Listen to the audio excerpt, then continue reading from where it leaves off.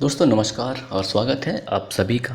और अभी हम बात करेंगे राष्ट्रीय उद्यान और वन्यजीव अभयारण्य के ऊपर, यानी कि राष्ट्रीय उद्यान किसे कहते हैं, वन्यजीव अभयारण्य क्या है और इनमें समानता क्या है, असमानता क्या है और कौन सी ऐसी चीज़ है जो इन दोनों को एक दूसरे से अलग करता है। हालांकि दोनों का कार्य लगभग एक ही जैसा होता है ना। तो राष्ट्रीय उद्यान की अगर हम बात करें तो जो राष्ट्रीय उद्यान होता है ये मेनली किसी भी एक जानवर को, ध्यान दीजिएगा मैंने जानवर का है, किसी जंतु का है, ठीक है, तो किसी भी एक जानवर को संरक्षित करने पर बल देता है। और अगर हम वन्यजीव अभयारण्य की बात करें तो वन्यजीव अभयारण्य किसी भी एक प्रजाति के संरक्षण पर ध्यान देता है। मतलब ये मेन दोनों में अंतर हो गया है, ठीक है। और राष्ट्रीय उद्यान की अगर हम बात करें तो राष्ट्रीय उद्यान इसमें पर्यटन की अनुमति होती है। आप राष्ट्रीय उद्यान में जैसे पार्क जिसे कहते हैं नेशनल पार्क, वहाँ जाकर आप भ्रमण कर सकते हैं, लेकिन आप वन्यजीव अभयारण्य में पर्यटन नहीं कर सकते।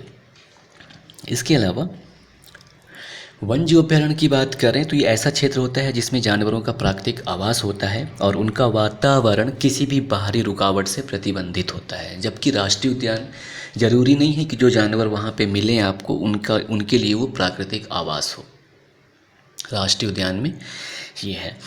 और हालांकि दोनों ही क्षेत्र में जानवरों को पकड़ना, उनका शिकार करना बिल्कुल निषिद्ध होता है और इसके लिए कड़े कानून होते हैं वन्यजीव संरक्षण अधिनियम 1972 के तहत।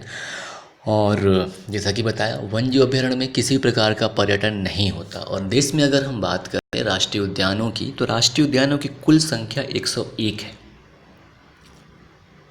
जिसमें सबसे ज़्यादा राष्ट्रीय उद्यान मध्य प्रदेश राज्य में है, जहाँ राष्ट्रीय उद्यानों की संख्या 10 है।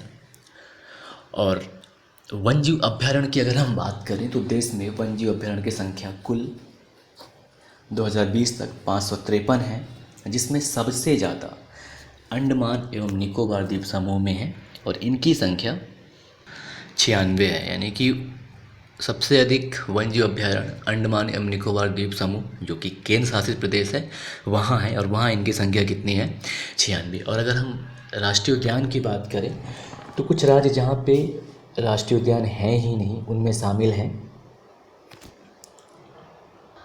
तो लगभग अब सभी ऐसे क्षेत्र जहाँ राष्ट्रीय उद्यान नहीं है वो केंद्र शासित प्रदेश हैं, जिसमें जम्मू और कश्मीर और लद्दाख को छोड़ दें तो लगभग सभी केंद्र शासित प्रदेशों में राष्ट्रीय उद्यान नहीं है। जहाँ जम्मू और कश्मीर में 3 है, वहीं लद्दाख में 1 है।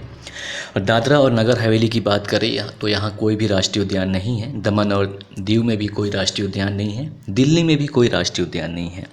इसके अलावा चंडीगढ़ में कोई राष्ट्रीय उद्यान नहीं है। लक्षद्वीप और पुदुचेरी में भी कोई राष्ट्रीय उद्यान नहीं है। अगर हम बात करें वन्यजीव अभयारण्य की तो जैसा कि आपको बताया, सबसे अधिक वन्यजीव अभयारण्यों की संख्या अंडमान और निकोबार द्वीप समूह में है। उसके बाद सेकेंड नंबर की अगर हम बात करें तो जो सबसे ज़्यादा वन्यजीव अभयारण्य हैं वो है महाराष्ट्र में, जहाँ इसकी संख्या 48 है। उसके बाद फिर नंबर आता है हिमाचल प्रदेश का, कर्नाटका का, जहाँ की 31 है। उसके बाद हिमाचल प्रदेश 28, फिर आता है मध्य प्रदेश जहाँ अभयारण्यों की संख्या 25 है।